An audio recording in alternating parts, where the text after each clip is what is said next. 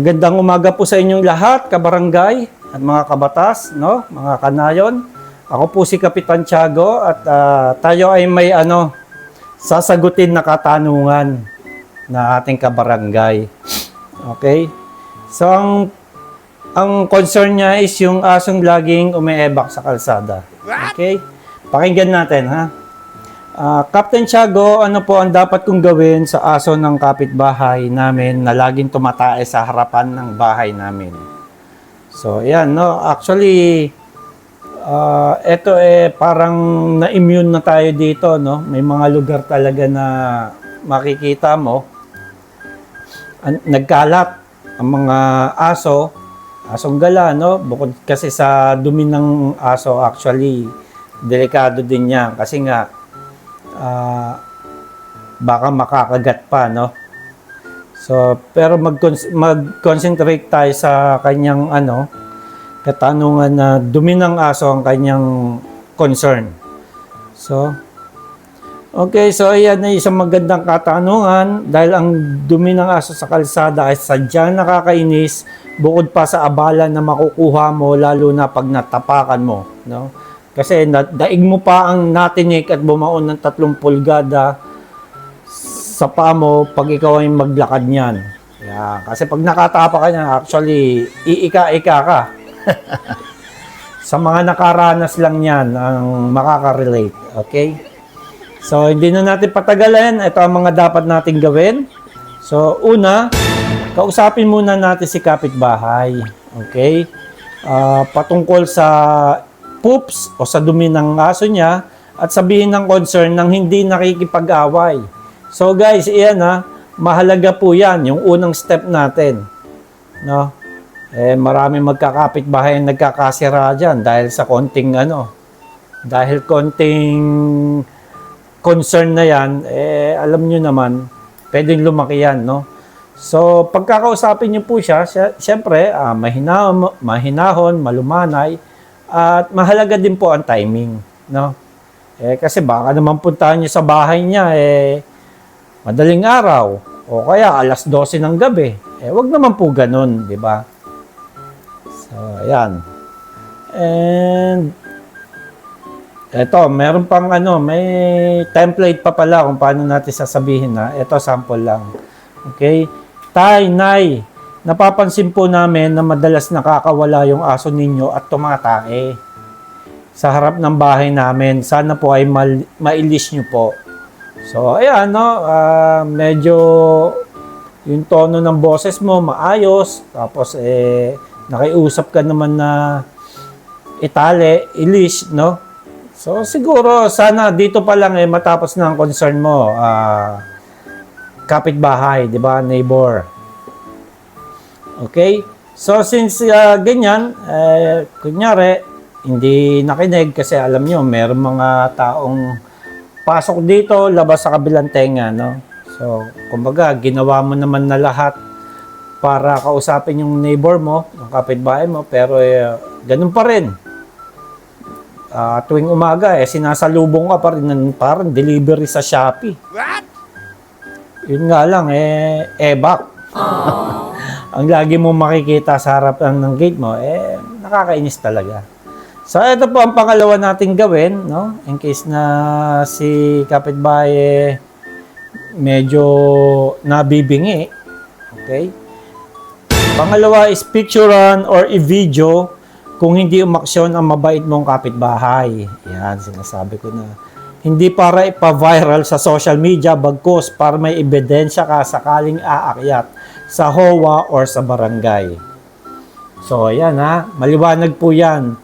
Yung picture lang po, in case yan, para at least may pakita ka naman sa HOA ninyo or sa barangay. Okay?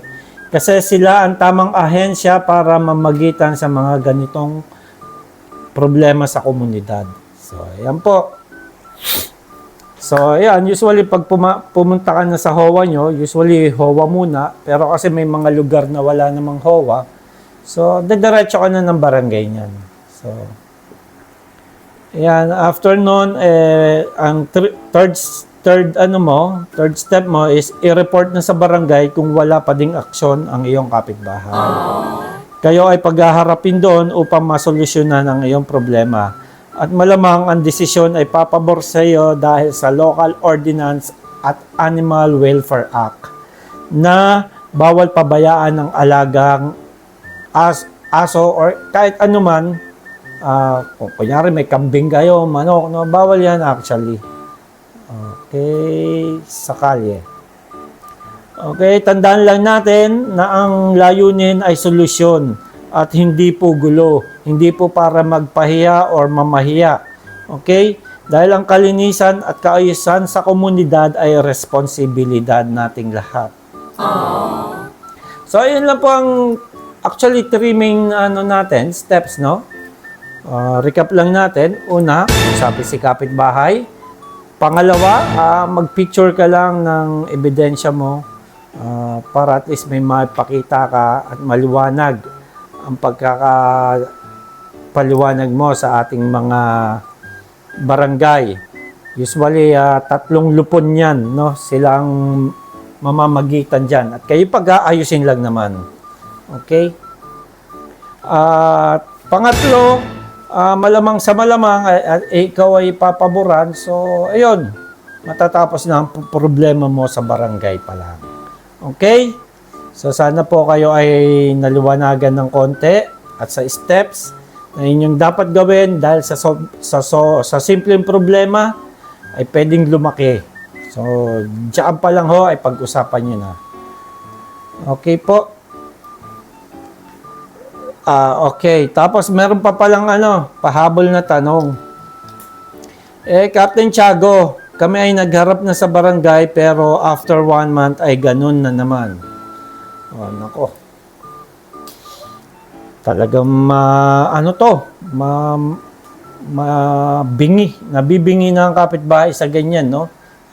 Actually, minsan may ganyan talagang tao. You don't know the reason kung bakit ba nila pinakakawalan ng aso nila or nakakawala.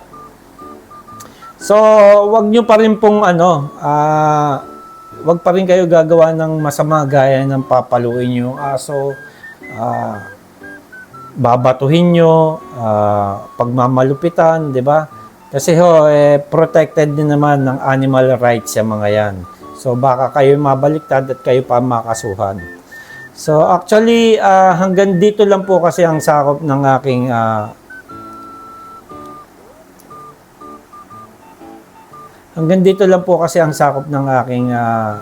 kakayanan, no? Hanggang barangay level lang po. Pero kung sakali pong ganyan na umabot na talagang hindi sa inyo nakikinig, pwede nyo po i-consulta yan sa abogado, no? Kasi ang alam ko, pwede nyo siya filean ng criminal case dahil nga sa abala ang ganyang klaseng pangyayari, no?